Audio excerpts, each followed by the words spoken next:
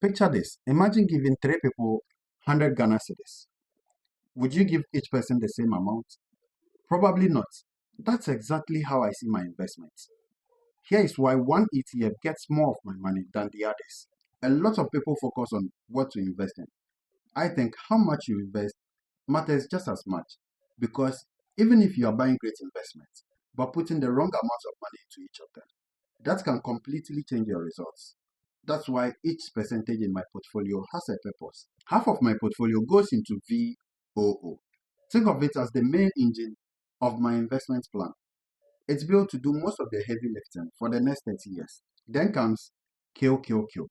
I give it 20% because I want more exposure to companies driving innovation.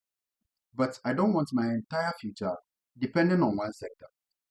Too risky. Another 20% goes into VXUS. The world is bigger than one country. And I want my investments to reflect that. And finally, the 10% goes into individual stocks. That's the part of my portfolio where I take calculated risks.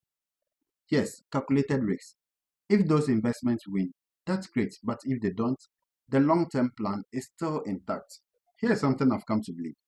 Building what is not about having a perfect portfolio. It's about having a portfolio that you won't abandon where the market gets rough.